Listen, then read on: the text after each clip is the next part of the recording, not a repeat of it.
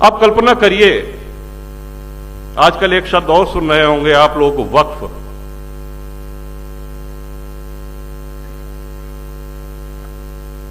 ये धरती पे किसी देश में वक्फ बोर्ड नहीं है, सिर्फ भारत में है। किसी भी इस्लामिक देश में वक्फ बोर्ड नहीं है। वक्फ बोर्ड को 2013 में कांग्रेस ने जो शक्तियां दी, जरा उसका भी उल्लेख सुन लीजिए कि वक्फ बोर्ड का निर्णय वक्फ की ही अदालत करेगी। वहां पर जिले की कचहरी, उच्च न्यायालय, उच्चतम न्यायालय, इनका अधिकार, इनका सीमा क्षेत्र समाप्त हो जाता है। और वक्फ बोर्ड आपको एक नोटिस उसने दिया कि साहब ये संपत्ति वक्फ की है, अगर आपको आपत्ति करना है तो उनका प्रदेश में एक कार्यालय है, वहां जाके आप आपत्ति कर सकते हैं। अगर 1 साल में आपने कोई जवाब नहीं दिया तो यह माना जाएगा कि आपको कोई दिक्कत नहीं, आपका घर, आपकी जमीन, आपका गांव वो वक्फ संपत्ति घोषित हो जाएगा। ये लिखा पढ़ी में है। और आज आप टीवी पे देख रहे होंगे कि इसके पक्ष में मतदान भी कराया जा रहा है। तमाम मौलाना लोग इसमें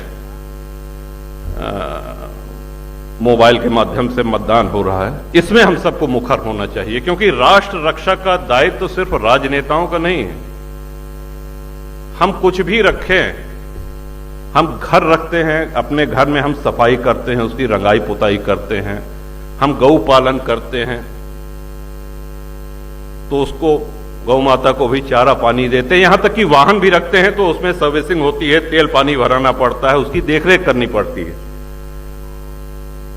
आज हमारे नेता अगर ये कठिन निर्णय ले रहे हैं तो उनको प्रोत्साहित करने की आप सबको आवश्यकता है, हम सब लोगों को आवश्यकता है। ये राष्ट्र हित, जो असंवैधानिक अराजकता है उसको संवैधानिक प्रतिबद्धता के फ्रेमवर्क में, दायरे में लाना जरूरी है। जो अनकॉन्स्टिट्यूशनल एनार्की है उसको कॉन्स्टिट्यूशनल हायरार्की के फ्रेमवर्क में लाना जरूरी है। और जो लोग इस तरह का भय भ्रम का भौकाल खड़ा करने की कोशिश कर रहे हैं कि वक्फ जो बिल अगर पास हो जाएगा तो सारे धार्मिक अधिकारों का अपहरण हो जाएगा, खत्म हो जाएगा, ये उसी तरह का प्रचार और उसी तरह का दुष्प्रचार करने की कोशिश है जो कि लगभग 18 की सदी के आखिर में या 19 की सदी की शुरुआत में खिलाफत आंदोलन के नाम पर किया गया था। और वक्फ को जो है वो, वक्फ के जो है वो लिफाफे पर खिलाफत की जो है वो लेख लिखा गया था उसमें। तो इसलिए सबको होशियार रहने की जरूरत है। किसी के भी धार्मिक कर्तव्य या अधिकार पर किसी तरह का कुठाराघात नहीं होगा।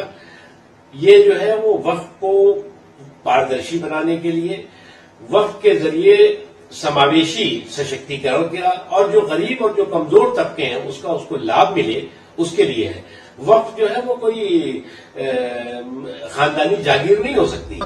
बिल को लेकर बड़ा हंगामा, जब वक्फ बोर्ड, देखिए वक्फ बोर्ड के जो बिल लेके आई है, सरकार सब पावर अपने पास रखना चाहती है और किसी के भी धर्म में बहुत ज्यादा हस्तक्षेप ठीक नहीं है। देखिए, ये बिल जेपीसी के पास भेजा ही इसलिए गया क्योंकि भारतीय जनता पार्टी के जो सहयोगी दल है, टीडीपी और जेडीयू, वो सरकार के साथ नहीं है इस मुद्दे पे और विपक्ष पहले से ही इस बिल के खिलाफ है। तो भारतीय जनता पार्टी का जो मुद्दा है, जो सोच है, वही हिंदू मुसलमान, मंदिर मस्जिद, वक्फ बोर्ड, इन्हीं मुद्दों पे वो राजनीति करना चाहती है, इन्हीं मुद्दों पे आगे बढ़ना चाहती है। और जो विपक्ष है और जो लोकतांत्रिक दल हैं जो भारतीय जनता पार्टी के साथ हैं, वो भी इस मुद्दे से अलग थे। तो समाजवादी पार्टी को भरोसा है कि ये बिल वापस हो। वंदे मातरम साथियों, मैं राष्ट्रहित विचारक और सनातन धर्म प्रचारक आचार्य पंडित गीतेश वत्स, राष्ट्रीय श्रवण वाहिनी से राष्ट्रीय अध्यक्ष। साथियों, इस वीडियो के माध्यम से ये संदेश देना चाहता हूँ आप सभी के लिए। कल मैं चंद्रशेखर रावण उर्फ चंदू, आज़ाद समाज पार्टी के चीफ हैं, भीम आर्मी के चीफ हैं और वर्तमान में नगीना से सांसद हैं। एक बॉम्बे की उनकी वीडियो वायरल हो रही है जहां बहुत बड़ी संख्या में मुस्लिम समाज के लोग एकत्रित हैं